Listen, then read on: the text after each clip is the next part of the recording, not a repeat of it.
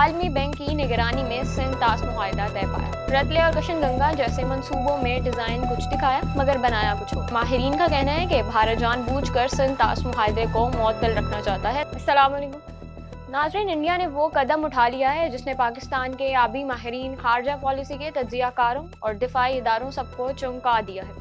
یہ اقدام ہے مقبوضہ کشمیر میں دریائے چناب پر ساولکوٹ ہائیڈرو پاور منصوبے کی منظوری دینا۔ یہ منصوبہ اس وقت شروع کیا جا رہا ہے جب سندھ طاس معاہدہ معطل ہوا۔ سوال یہ ہے کہ کیا یہ محض ایک بجلی پیدا کرنے کا منصوبہ ہے یا پھر ایک نیا آبی ہتھیار جسے بھارت کسی بھی وقت پاکستان کے خلاف استعمال کر سکتا ہے؟ یہ سب حقائق آج ہم آپ کو اس ویلاگ میں بتائیں گے۔ میں ہوں روشن شکیل اور آپ دیکھ رہے ہیں کیپٹل ٹی وی۔ سال 1960 پاکستان اور بھارت کے درمیان عالمی بینک کی نگرانی میں سندھ طاس معاہدہ طے پایا۔ اس کے مطابق مغربی دریا چناب، جہلم اور سندھ پاکستان کے لیے مختص کیے گئے، جبکہ مشرقی دریا راوی، بیاس اور ستلج بھارت کے لیے۔ یہ معاہدہ جنوبی ایشیا میں پانی کی جنگ کو روکنے کی آخری ضمانت سمجھا جاتا تھا، لیکن اب بھارت کی موجودہ حکومت اس توازن کو جان بوجھ کر توڑنے جا رہی ہے۔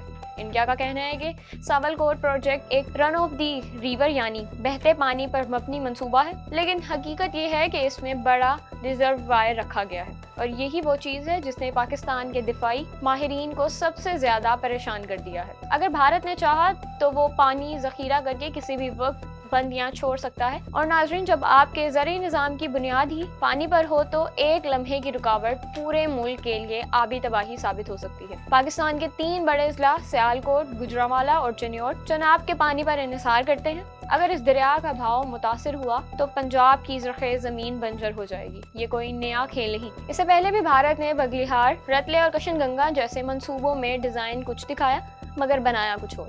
ہر بار کہا گیا کہ ہم معاہدے کے اندر رہ کر کام کر رہے ہیں، لیکن ہر بار ان منصوبوں کے ڈیزائن میں ایسی چالاکیاں تبدیل کی گئیں جن سے بھارت کو دریا پر کنٹرول حاصل ہو گیا۔ اب ساولکوٹ پروجیکٹ اس تسلسل کی ایک نئی قسط ہے، اور ماہرین کا کہنا ہے کہ بھارت جان بوجھ کر سندھ طاس معاہدے کو معطل رکھنا چاہتا ہے تاکہ 10 سے 15 سال تک ایسے منصوبے بنا سکے جو مستقبل میں پاکستان کو پانی کے لحاظ سے مکمل طور پر بھارتی رحم و کرم پر ڈال دیں۔ ناظرین، یہ محض ایک انجینئرنگ پروجیکٹ نہیں، یہ جیو پولیٹیکل گیم ہے جسے بھارت عالمی منظر نامے پر بڑی چالاکی سے کھیل رہا ہے۔ جب پہلگام حملہ ہوا تو بھارت نے نہ صرف پاکستان کے خلاف سفارتی محاذ پر جارحانہ رویہ اختیار کیا بلکہ سندھ طاس معاہدہ معطل کرنے کا بھی اعلان کر دیا۔ جب معاہدہ ہی معطل ہو تو بھارت جو چاہے کر سکتا ہے، اور ساولکوٹ جیسے منصوبے کے ذریعے وہ پانی کے بہاؤ پر کنٹرول حاصل کر لے گا۔ یعنی اگر کل کو سرحدوں پر کشیدگی بڑھے تو وہ بٹن دبا کر چناب کا پانی روک سکتا ہے، اور یہی پانی پاکستان کے کھیتوں، بجلی گھروں اور لاکھوں کسانوں کے لیے زندگی ہے۔ ساولکوٹ منصوبے کی کل لاگت 31,380 کروڑ روپے بتائی گئی ہے۔ یہ منصوبہ 3 اضلاع رامبن، ریاسی اور ادھم پور میں پھیلا ہوا ہے، اور اسے 7,534 ملین یونٹ بجلی پیدا ہونے کا تخمینہ ہے۔ لیکن اصل سوال یہ ہے کہ اس بجلی کی قیمت کون چکائے گا؟ جواب ہے قدرت، ماحول اور انسان۔ اس منصوبے سے 13 دیہات متاثر ہوں گے، 1500 خاندانوں کو نقل مکانی کرنا پڑے گی، اور تقریباً 850 ہیکٹر جنگلاتی زمین زیر تعمیر آئے گی۔ مگر بھارت کے لیے یہ سب قابل برداشت نقصان ہے، کیونکہ اصل مقصد بجلی نہیں، اسٹریٹجک کنٹرول ہے۔ پاکستان کے آبی ماہرین کا کہنا ہے کہ اگر بھارت نے اس منصوبے کو پانی کے ہتھیار کے طور پر استعمال کیا تو پاکستان کے دریائی نظام میں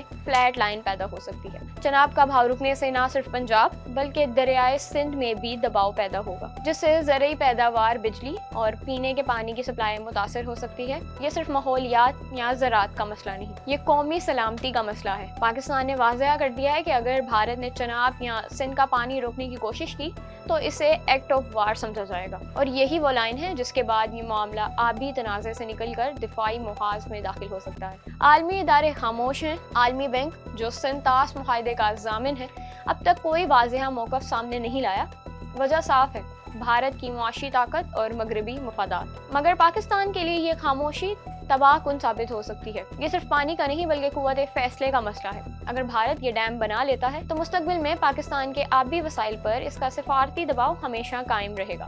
ناظرین، بات اب واضح ہے، یہ صرف بجلی کا منصوبہ نہیں، یہ پانی کی جنگ کی ابتدا ہے۔ انڈیا کا مقصد نہ صرف بجلی حاصل کرنا ہے بلکہ پانی پر اجارداری قائم کرنا ہے۔ सावलकोट मंसूबा इस हिकमत अमली की सबसे बड़ी मिसाल है। पाकिस्तान के पास अब दो रास्ते हैं, या तो बैनुल अक़वामी सतह पर इस मंसूबे के खिलाफ शदीद सिफारती मुहिम चलाई जाए, या फिर अपने अंदरूनी आबी निज़ाम को इतना मजबूत किया जाए कि कोई बैरूनी कंट्रोल नुकसान ना पहुंचा सके।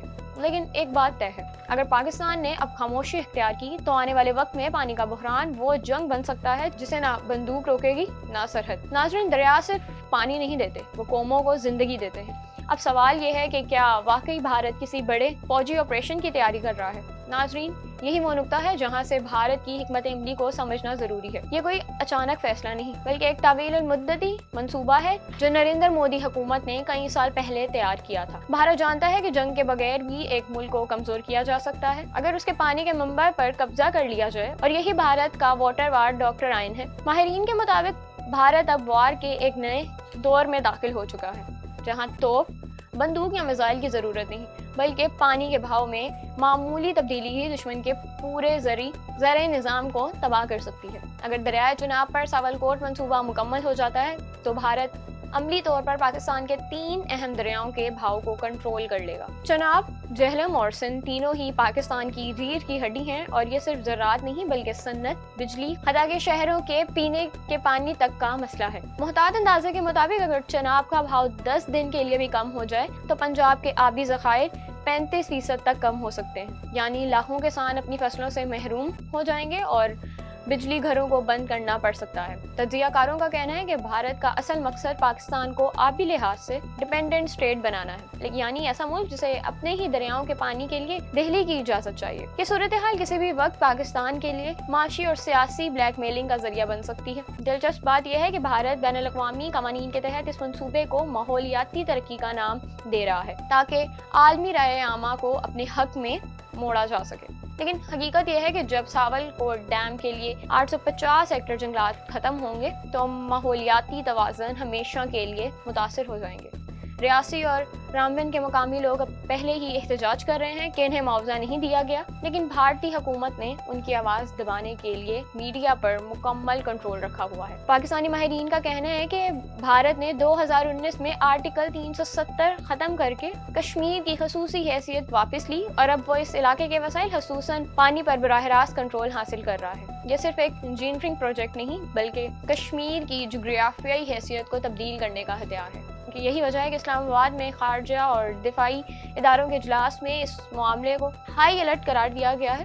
ज़राए के मुताबिक पाकिस्तान आलमी बैंक और अक़वाम मुत्तहिदा को एक तफसीली एहतजाजी खत भेजने की तैयारी कर रहा है, लेकिन सबसे बड़ा मसला यही है कि क्या आलमी ताकतें भारत के सामने आवाज़ उठाएंगी या एक बार फिर माशी मफादात के सबब खामोश रहेंगी। नाज़रीन, तारीख गवाह है, जब पानी सियासत बन जाए तो अमन ज्यादा देर बरकरार नहीं रहता। पिछली सदी में नील, दरियाए अर्दन और दजला फरात पर भी पानी के तनाज़ात ने खितों को जंग के दहाने पर पहुंचा दिया था, और अगर जनूबी एशिया में भी पानी पर कब्जे की दौड़ शुरू हो गई तो ये खिता जिसमें पहले ही एटमी ताकतें आमने सामने हैं तबाहकुन तसादुम की तरफ बढ़ सकता है। अब पाकिस्तान के सामने दो रास्ते हैं, या तो खामोश तमाशाई बना रहे या भरपूर सफारती और तकनीकी मज़ाहमत के जरिए इस मंसूबे को आलमी सतह पर चैलेंज करना। पाकिस्तान के पास अब वक्त बहुत कम है, क्योंकि अगर सावलकोट मुकम्मल हो गया तो भारत को चुनाव के भाव पर ऐसा कंट्रोल हासिल हो जाएगा जो आइंदा 50 साल तक वापस लेना तकरीबन नामुमकिन है। और यही वो लम्हा है जहां से पाकिस्तान को फैसला करना होगा, क्या हम पानी के बहरान का इंतजार करें